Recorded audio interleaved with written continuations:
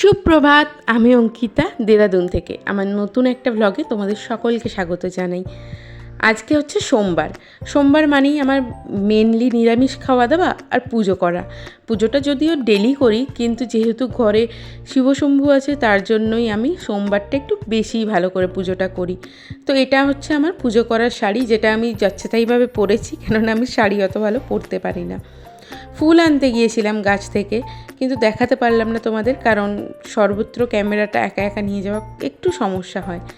তো এখন ফুলটা রেখে চলো আনারসটা কেটে আনি। আনারসটা আমি গত ব্লগে এনেছিলাম, যারা ওই ব্লগটা দেখোনি প্লিজ গিয়ে দেখে এসো, ভালো লাগবে। এখন অল্প করে একটু ঠাকুরের জন্য আগে কেটে নিই, পরে ওটা আবার কেটে নেব পুরোটা। আর যখন পুরোটা কাটবো তখন আমি কিভাবে আনারস ছাড়াই সেটা তোমাদের সাথে শেয়ার করব। চলো এখন ঝটপট একটুখানি কেটে নিই ঠাকুরের জন্য, পুজোটা করতে হবে।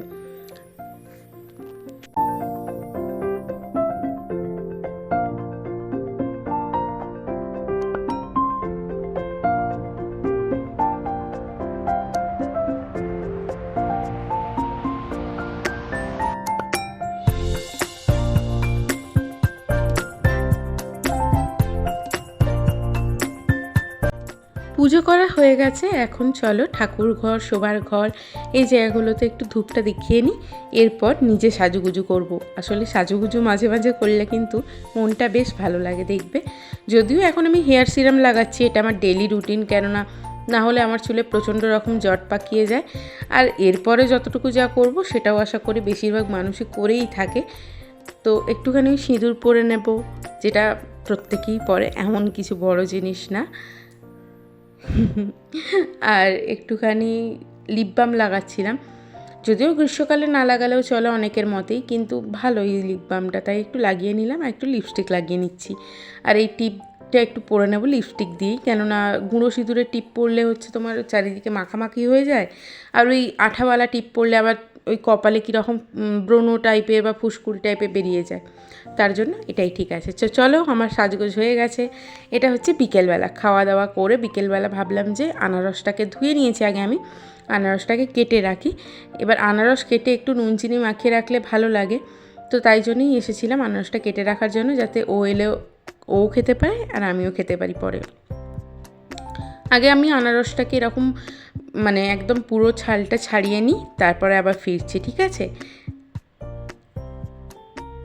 আনারসের পুরো ছালটা ছাড়ানো হয়ে গেছে। এখন আমি এই যে দেখতে পাচ্ছ, একদম দেখো ওদের কিন্তু একদম সাজানো আছে কাঁটাগুলো পরপর পরপর।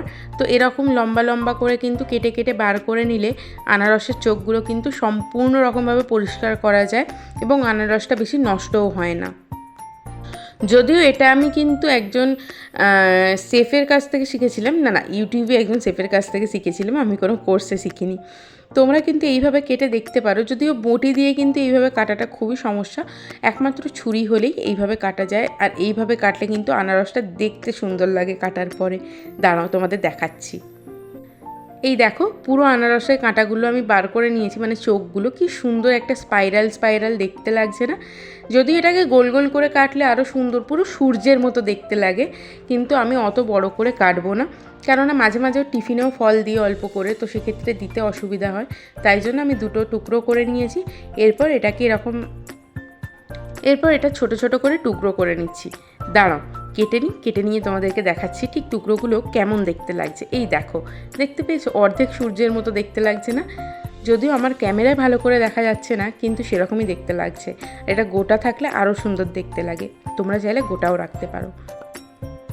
চলো এগুলো তো কাটাকাটি হয়ে গেছে, এবার অল্প করে একটু চিনি আর নুন মাখিয়ে নিই, তারপর টেস্ট করে দেখি একটা, দাঁড়াও কেমন টেস্ট এটার। আনারসটা এত মিষ্টি, আমি বোধহয় নুন চিনি দিয়েই ভুল করে ফেলেছি। আমি আগেও আনারস খেয়েছি, কিন্তু আনারস একটু তো টক হয়, কিন্তু এতটা মিষ্টি সত্যি আমি ভাবতে পারিনি, খুব ভালো ছিল। আনারস খাওয়া তো হয়ে গেছে, চলো এখন রাত্রে রান্নাটা করে নিই। সোমবার বললাম নিরামিষ হয়, তো তার জন্যই একটু মুগের ডাল বানাচ্ছি। যদিও আমি ডালে অতটা বিচার করি না, তবে চেষ্টা করি মুগের ডালটাই করার। ডালটা সিদ্ধ হোক এদিকে, আর এদিকে চলো আলু পোস্তর জন্য পোস্তটা বেটে নিতে হবে। পোস্ত আবার প্রথমে জল দিলেই জানো তো বাটাই যায় না, একদম গোটা গোটা থেকে যায়, তো তার জন্যই আগে শুকনো অবস্থায় একটু ঘুরিয়ে নেব। যদিও আমার মিক্সির জারটা অনেকটা বড়, একটু ছোট জার হলে কিন্তু আরও ভালো হয় এটা। এরপরে দেখো এই যে পুরো অর্ধেক হয়ে গেছে পোস্তটা। পোস্ত যদিও খুব একদম মিহি বাটা হলে না খেতে ভালো লাগে না, আমার ভালো লাগে না। তো অল্প এখানে কাঁচা লঙ্কা দিয়েছি, অল্প বলাটা ভুল, অনেকটাই দিয়েছি, আর জল দিয়েছি। এবার পোস্তটাকে ভালো করে বেটে নেব। দেখো একদম জল জল হয়নি, কি সুন্দর একদম পেস্ট হয়েছে। তো আমি তো এইভাবেই পেস্ট করি, তোমরা কীভাবে করো জানিও কিন্তু। এরপর চলো দেখি ডালটা ওদিকে বোধহয় সিদ্ধ হয়ে গেল। বললাম না ডালটা সিদ্ধ হয়ে গিয়েছে, দেখো ডালটাও সিদ্ধ হয়ে গিয়েছে। এবার এটাকে সাঁতলে নেব। তেজপাতা, শুকনো লঙ্কা আর তেলের মধ্যে হলুদ দিয়ে দিচ্ছি, কেননা আমি আদা জিরে বাটা দিচ্ছি এখানে। আদা জিরে বাটা তেলের মধ্যে এমনি দিলেই ছিটকাবে, হলুদ দিয়ে নিতে পারো, তাতে কিন্তু ছিটকাবে না। আর এটাকে একটু ভালো করে ভেজে নেব। ভেজে নেওয়া হয়ে গেলে এর মধ্যে ডালটা ঢেলে দিচ্ছি এখন।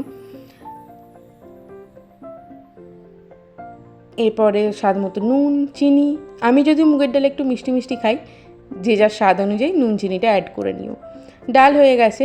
এরপর আর একটা জিনিস, সেটা আলু পোস্ত। আলু পোস্তর জন্য তেল দিয়েছি কড়াইতে, আর কুচিয়ে রাখা আলু আর নুন। এবার তোমরা যদি মনে করো যে না একটু রং চাই, তাহলে হলুদ দিতে পারো। যদি মনে করো সাদা খাবো, তাহলে হলুদ নাও দিতে পারো। আমি হলুদ দিইনি, সাদা আলুর যে তোমার পোস্তটা হয় ওটা বানাবো বলে। তো এখানে আমার আলুটা সিদ্ধ হয়ে গেছে। এই ঢাকা দিয়ে ভাজা করতে করতে এর মধ্যে আমি বেটে রাখা পোস্তটা দিয়ে দিলাম। পোস্তটা দিয়ে ভালো করে নাড়িয়ে নেব, একটু মিশিয়ে নেব। আর এর মধ্যে আমি ওই যে তোমার মিক্সির বাটিটা, ওটা ধুয়ে জলটাও দিয়ে দেব। ভালো করে একটু ফুটিয়ে নেব। আমার মনে হয় আলু পোস্ত রান্না বোধহয় পৃথিবীর সবথেকে সোজা রান্নার মধ্যে একটা। অল্প একটু তেল দিয়ে দিচ্ছি উপর থেকে। আলু পোস্ত একটু কাঁচা তেল দিলে খেতে কিন্তু দারুণ লাগে। ব্যাস এই তো, আজকের মতো আমার রান্না শেষ। কেমন লাগলো অবশ্যই জানিও। ভালো লাগলে প্লিজ একটা লাইক শেয়ার করো। দেখা হবে পরের ভিডিওতে। বাই।